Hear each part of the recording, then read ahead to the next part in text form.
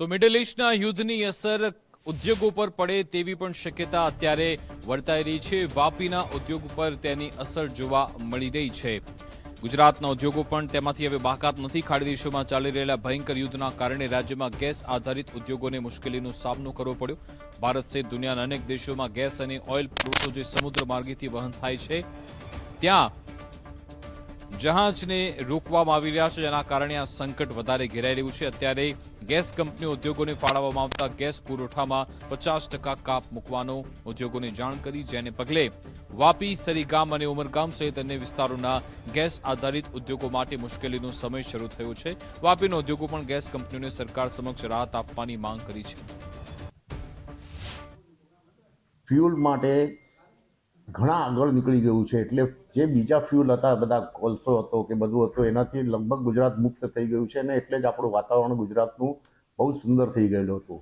પણ આ પરિસ્થિતિને જોતા કે આખી ઇન્ડસ્ટ્રીઝ બધી મેજોરિટી ગેસ પર જે ડિપેન્ડ થઈ છે અને જો 50% ગેસનો સપ્લાય મળે તો ઇન્ડસ્ટ્રીનું પ્રોડક્શન 50%થી પણ ઓછું થઈ જશે અને આ કોઈ પણ ઇન્ડસ્ટ્રીને ફાઇનાન્શિયલી બહુ મોટો નુકસાન થવાનું છે।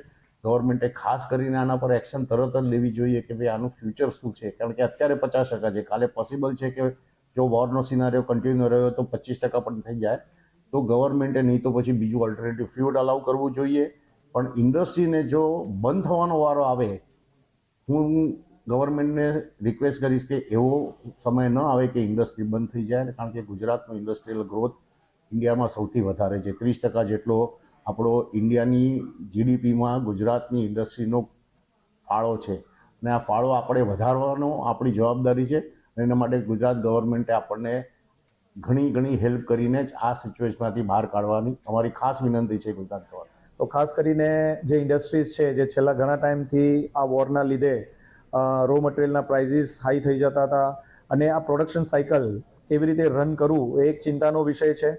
સાથે સાથે રો મટીરિયલની કોસ્ટ અને આરએમસી જે વધવાની છે એક બીજી ચિંતાનો વિષય છે અને થર્ડ પોઈન્ટ સૌથી મોટું છે કે પ્રોડક્શન પ્લાનિંગ કેવી રીતે કરવું અને આવનાર દિવસોમાં જે ભવિષ્યમાં જે ઓર્ડર્સ લીધા છે એ કેવી રીતે પૂર્ણ કરવા એ મોટો ચિંતાનો વિષય છે।